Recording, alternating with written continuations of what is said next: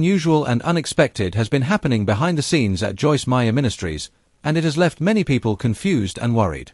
After being on Daystar TV for 20 years, Joyce Meyer suddenly disappeared from the network in 2025. The official explanation was kept quiet, but leaked internal papers suggest that the situation is more complicated than anyone first believed.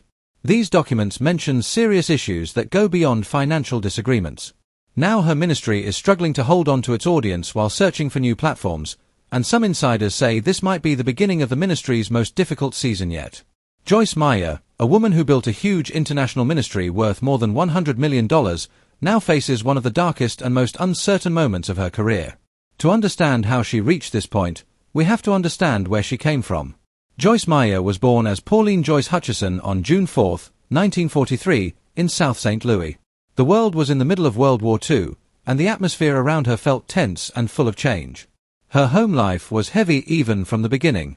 Her father, who worked as a machinist, was drafted into the army on the exact day she was born.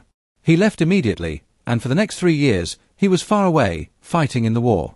When he finally returned in June 1946, the man who walked back into the house was not the same man who had left. The war had changed him deeply. He came home with anger, emotional wounds, and a silence that made every room feel uncomfortable.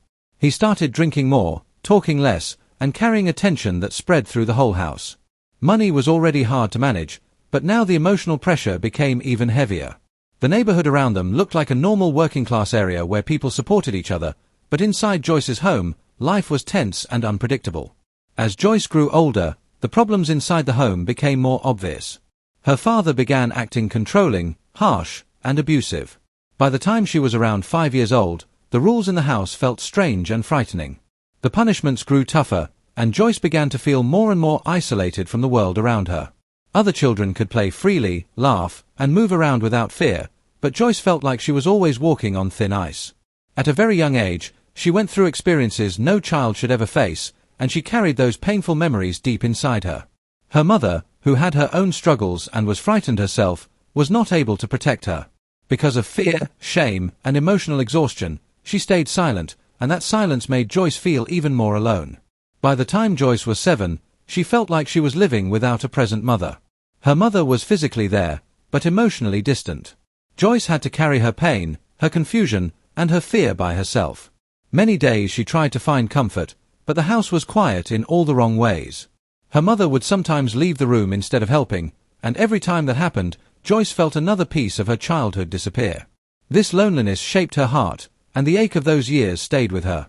But even in the middle of such darkness, a small glimmer of hope began to form inside her. That hope first appeared when she was 9 years old in 1952. One day at school, she picked up a Bible and began reading it quietly. Something about the words made her feel calmer. It felt like stepping through a soft doorway into a safer place. The verses about love, forgiveness, and faith reached her in a way nothing else had. She continued reading, and the more she read, the more she felt a new kind of strength slowly entering her life.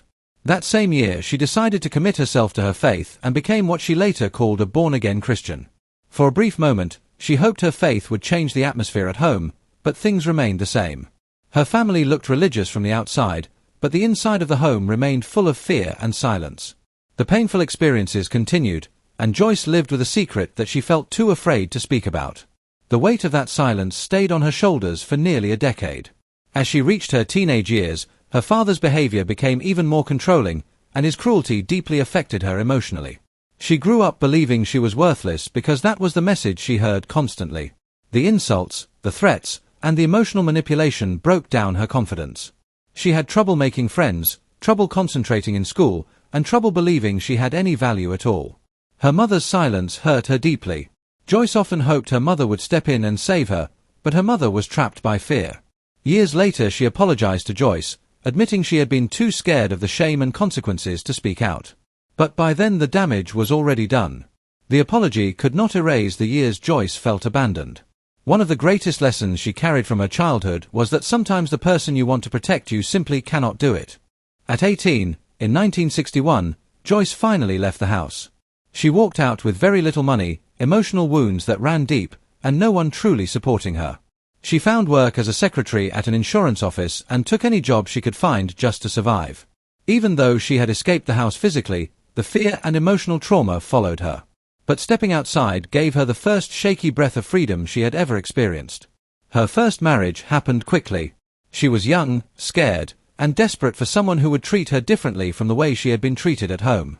Sadly, the man she married turned out to be dishonest and unreliable. She later called him a con artist. He lied, cheated, and even stole from her.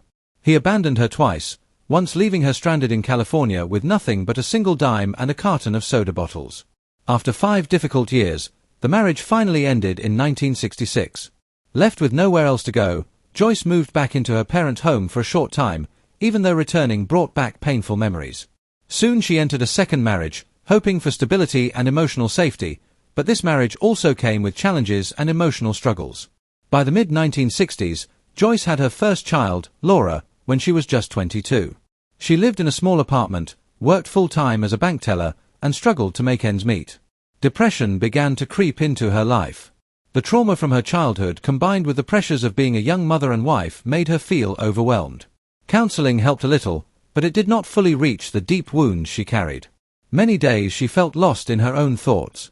She battled fear, anger, guilt, and sadness, often feeling like she was sinking. Even then, small pieces of hope began to return to her life through faith. It took years for her to reconnect with that inner strength she had felt when she was a child, but slowly she began finding her way back to prayer and spiritual comfort.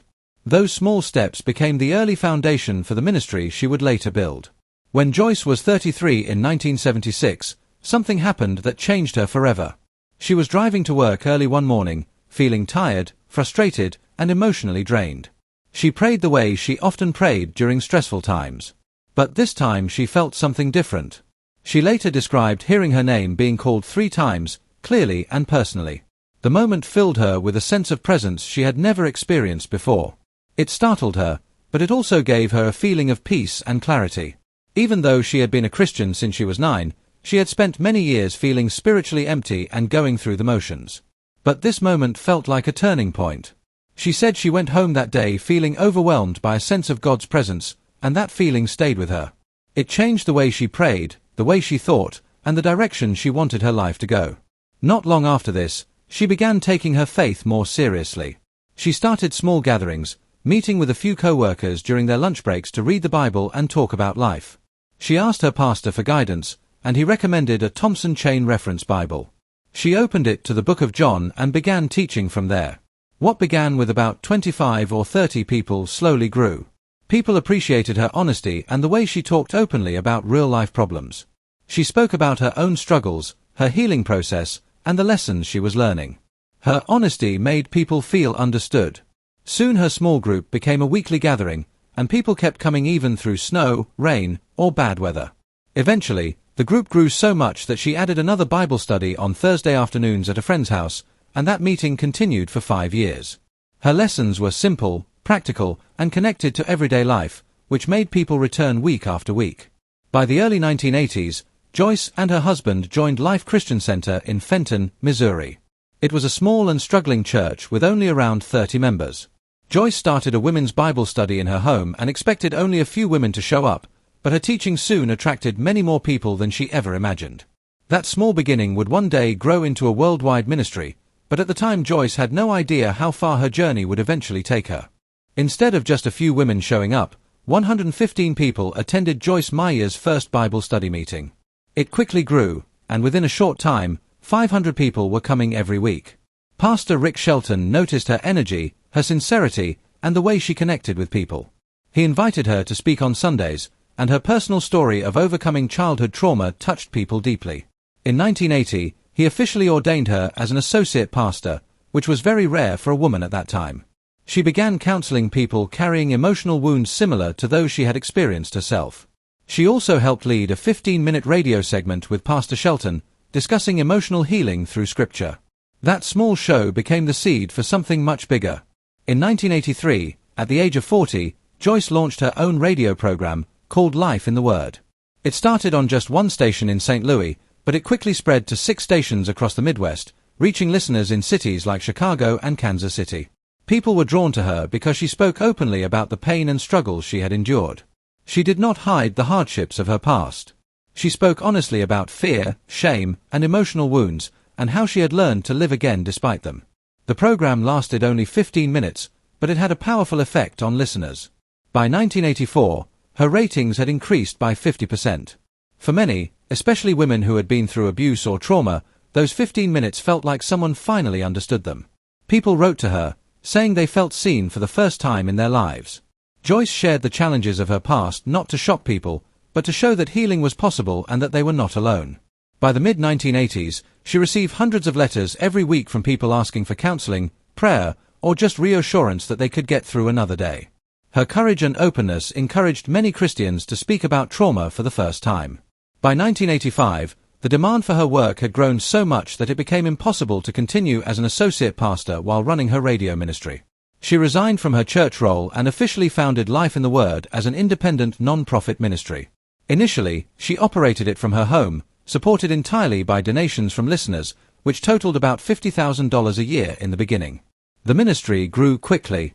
Joyce hired staff and brought her husband, Dave, on board as the business manager. The team worked long hours handling letters, managing requests for counseling, and filling orders for tapes.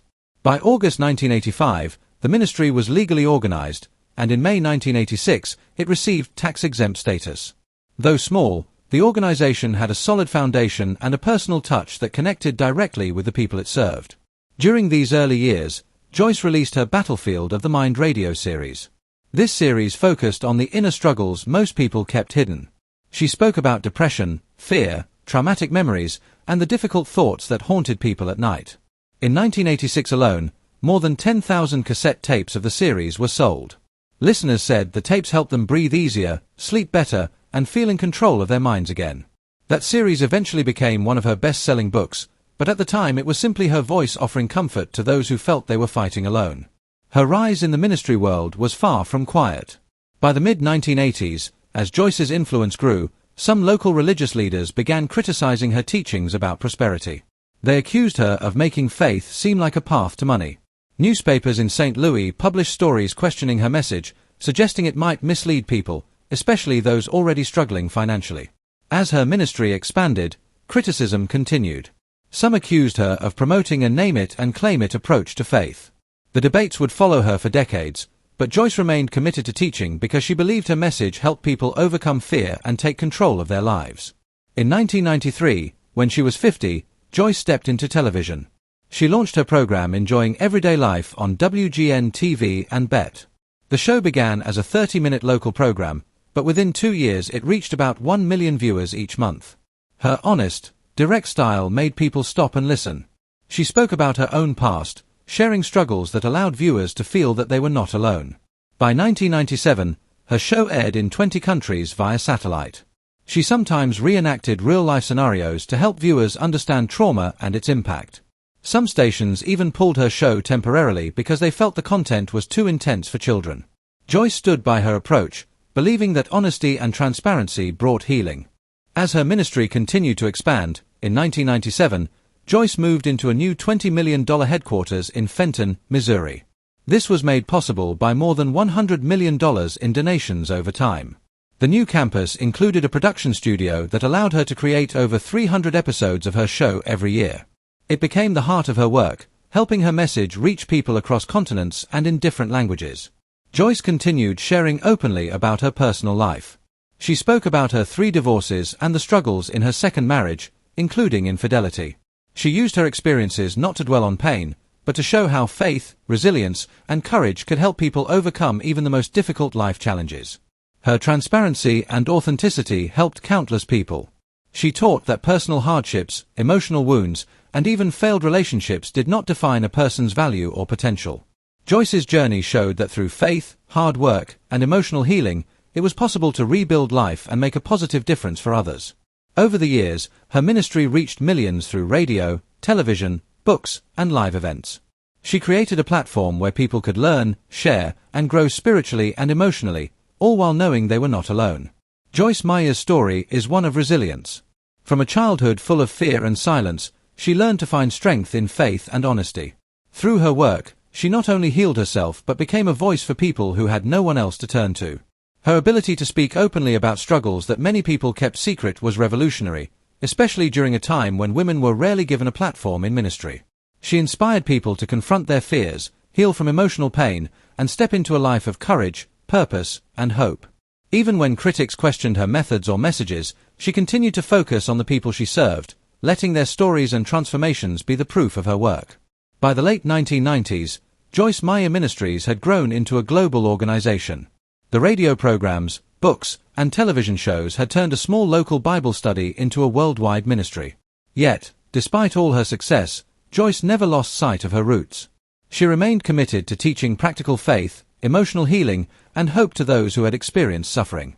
Her life demonstrated that overcoming trauma and challenges was not only possible but could also be used to bring hope and healing to others. Her ministry became a beacon for people dealing with fear, depression, anxiety, and personal struggles. Joyce's message was always rooted in the idea that faith combined with honesty, self-awareness, and emotional healing could transform lives. People who felt unseen, unheard, or hopeless found guidance and comfort in her teachings. Letters poured in from every corner of the country and eventually from around the world. Listeners, viewers, and readers shared stories of transformation, recovery, and renewed hope. Joyce's openness about her own past gave them courage to face their own challenges. Even as her organization grew in size and influence, Joyce continued to emphasize personal connection. She encouraged small groups, counseling, and mentorship, reminding people that behind every large ministry is a heart dedicated to serving others. She taught that real change begins when people confront their pain, seek help, and learn to rebuild trust in themselves and in God. Over time, the lessons she taught reached millions, and her influence continued to expand through television, books, live events, and personal correspondence. Her story proved that even those who have suffered greatly can find a path toward hope, healing, and purpose. Through all these years, Joyce Meyer remained committed to transparency. She shared her life, including failures, struggles, and successes, to demonstrate that healing and growth were possible for everyone.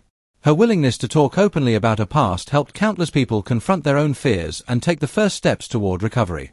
The ministry she built from her own pain and perseverance became a global platform that offered not just faith, but practical guidance for living a healthier, more fulfilling life. Joyce's journey shows that no matter how difficult the past may be, people can find strength, hope, and purpose through faith, honesty, and determination. She turned her pain into a ministry that empowered millions, proving that even the darkest experiences can be transformed into a source of light for others. Her life continues to inspire people to believe in themselves, face their struggles, and find a way forward, no matter how impossible it may seem.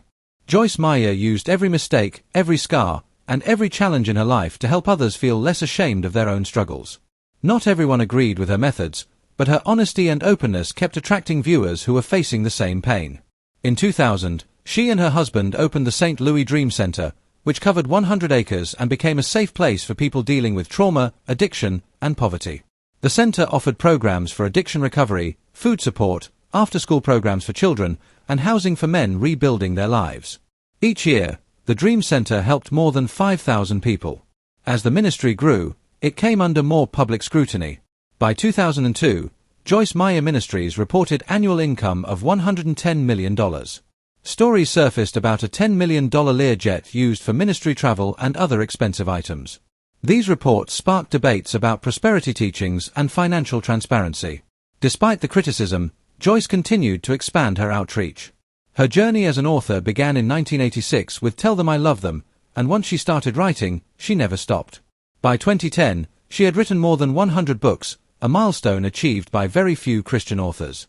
Her most famous book, Battlefield of the Mind, sold over 30 million copies worldwide and remained on Christian bestseller lists for nearly 10 years. In 2010 alone, she had 5 books simultaneously ranked on top charts. Publishers Weekly reported that Battlefield of the Mind had sold more than 2 million copies by 2011, and that number continued to grow. Her books became household names in Christian homes, shaping conversations about emotional healing and personal growth that had long been ignored. In 2011, Joyce published Beauty for Ashes, sharing difficult experiences from her past and explaining how fear and trauma had affected her life. She described how years of silence and threats had kept her from speaking out. The book was more than a personal story. It helped millions of readers understand trauma and healing in a clear, compassionate way. Survivors of abuse said it gave them strength, while churches began having honest conversations about trauma instead of avoiding it. Her ministry expanded beyond teaching and books. By 2010, Joyce Meyer Ministries reported assets of $110.5 million. After the Haiti earthquake that year, which killed more than 200,000 people, the organization distributed $5 million worth of food, water, and medical supplies to nearly 50,000 survivors. They also built hundreds of homes in Miracle Village to give families permanent shelter.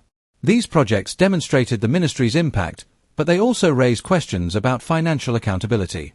In 2009, the ministry joined the Evangelical Council for Financial Accountability, which required strict audits and public transparency.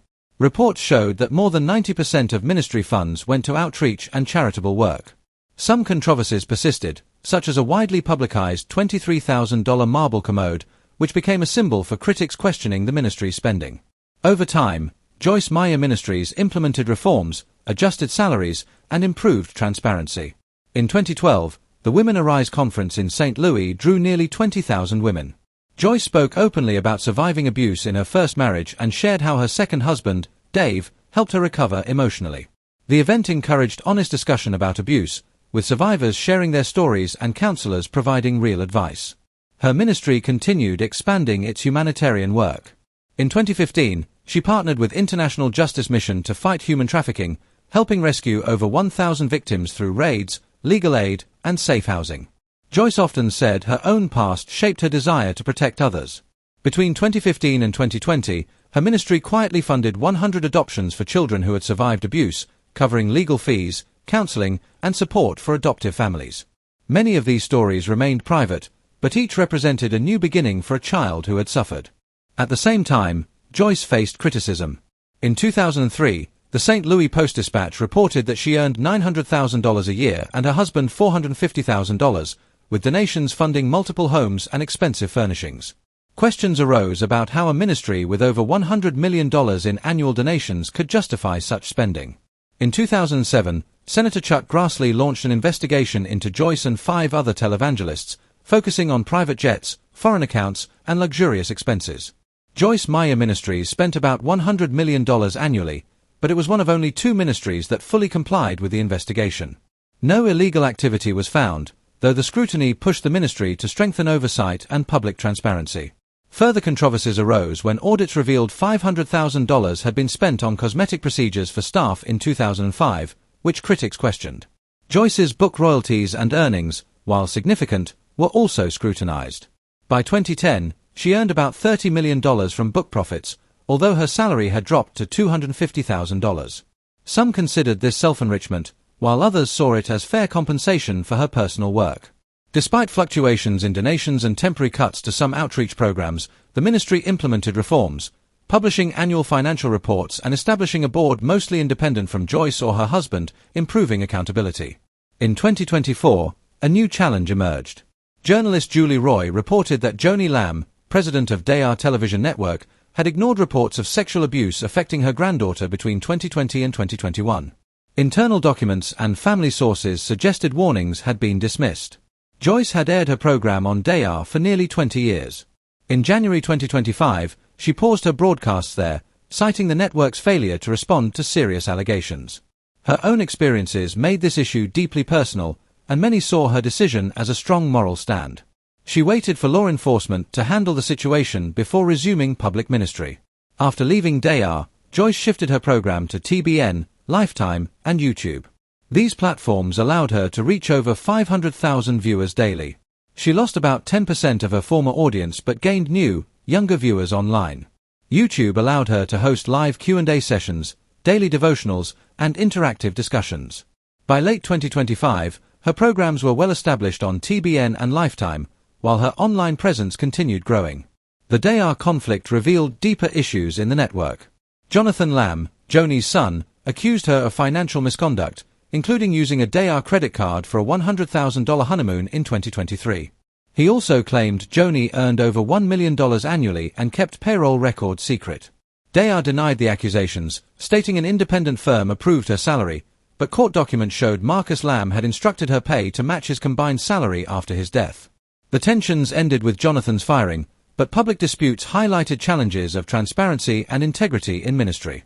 Joyce publicly advocated for stronger laws to protect children in religious organizations. On November 14, 2025, her daily devotional, titled Discipline Brings Reward, focused on integrity and staying honest through difficult times. She shared examples from Scripture of people who suffered unfairly but remained faithful. More than 400,000 people downloaded the devotional that week. It resonated with those witnessing her navigate another season of conflict, showing once again how her ability to connect personal struggle with spiritual truth kept her audience close.